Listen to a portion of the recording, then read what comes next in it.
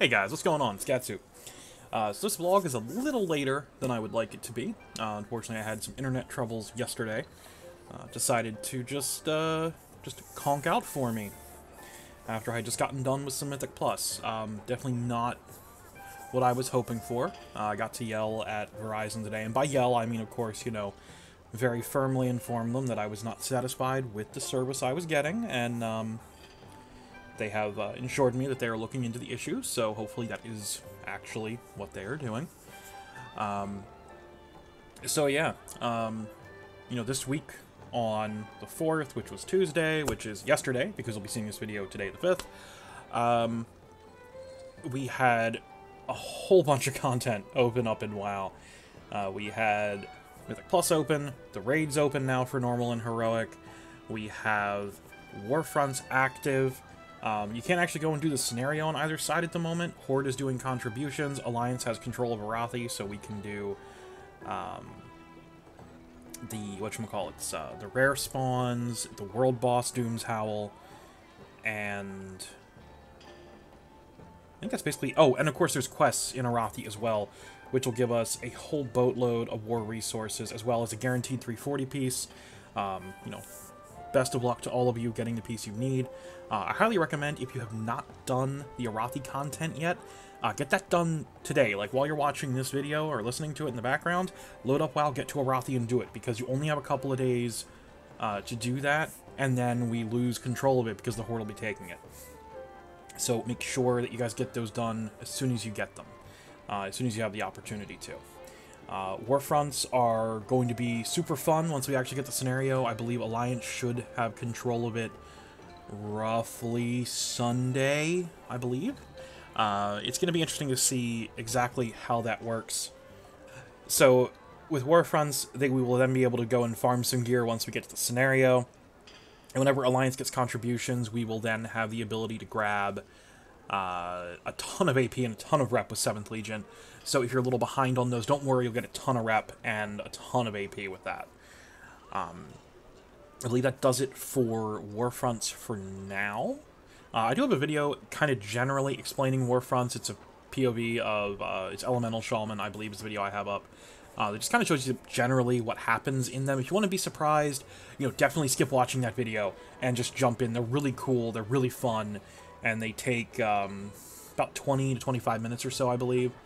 I think my video was about 30-ish, but a lot of that was kind of me explaining, so it's not too crazy to think it's about 25 minutes or so. So the raid, of course, is open. There are a ton of guilds that have cleared heroic already, big surprise. Apparently Gahoon, the final boss in the raid, is absolutely insanely hard for a typical heroic end boss. It's actually pretty cool. I'm excited for that.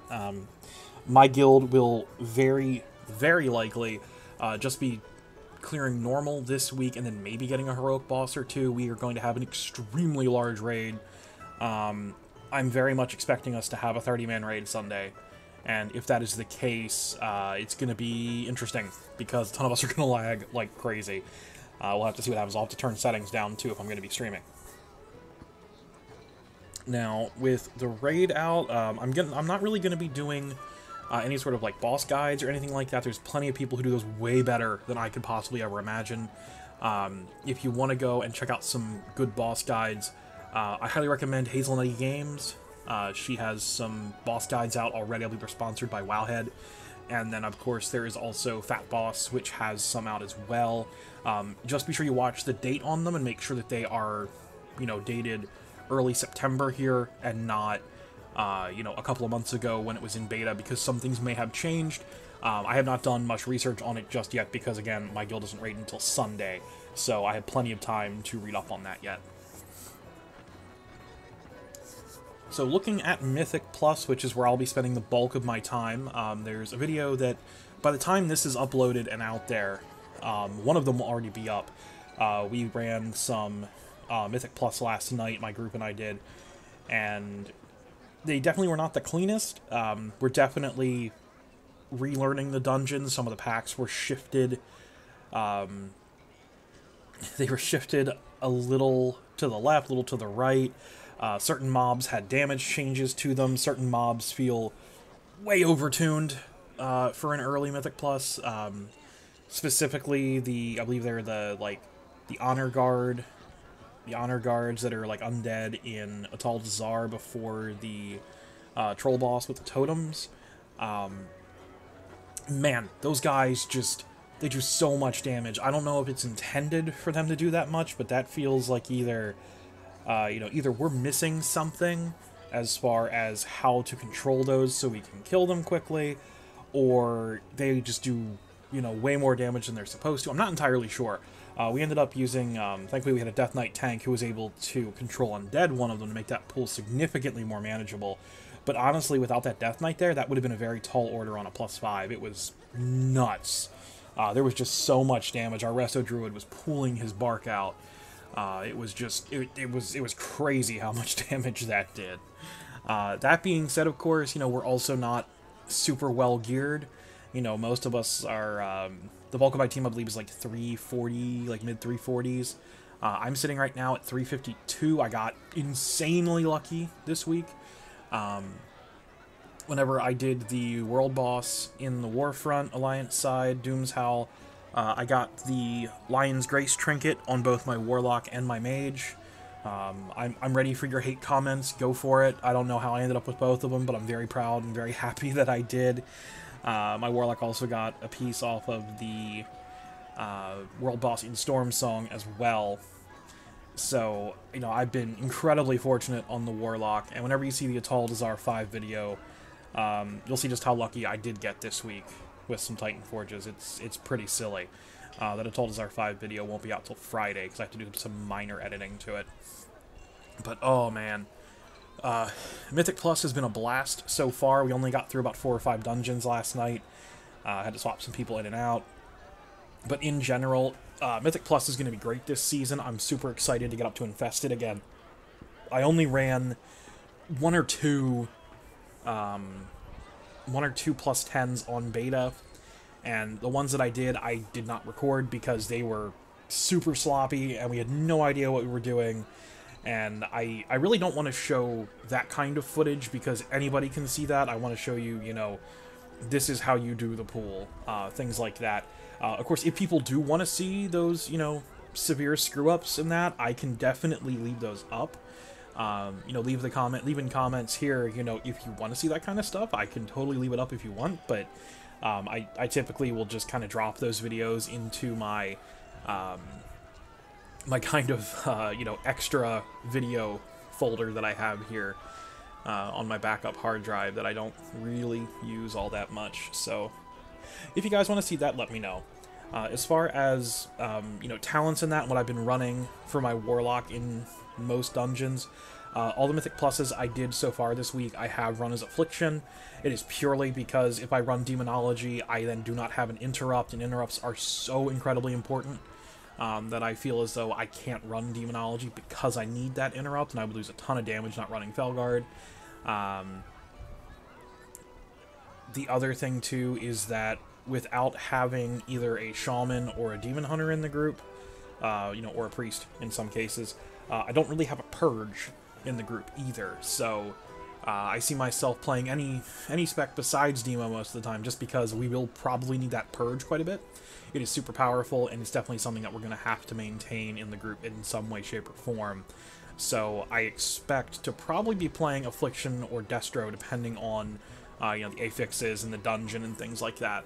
So I will get some Demonology in eventually. Whenever we're running with our Resto Shaman healer, I am definitely going to be running Demonology, because I'll be able to go full-on DPS at that point, because we'll have the extra interrupt, the extra stun, and of course she has the purge and all that as well, so it helps out significantly to have that Resto Shaman. I'm actually very surprised at how Resto Shaman has been performing in Mythics in general, which is not something I expected. I expected Resto Shaman to honestly be, the bottom of my list for healers, but that's just not the case. I'm sorry to say that I look at Holy Priest right now and I'm just like, it does get the job done, but it honestly feels, at this point, for me, from what I've seen from the players I've run with, Holy Priest seems honestly like the lowest on the totem pole, which is surprising, because it was also one of the least desirable during Legion. I thought they had made changes to fix that. It could also just be maybe a gearing issue, or,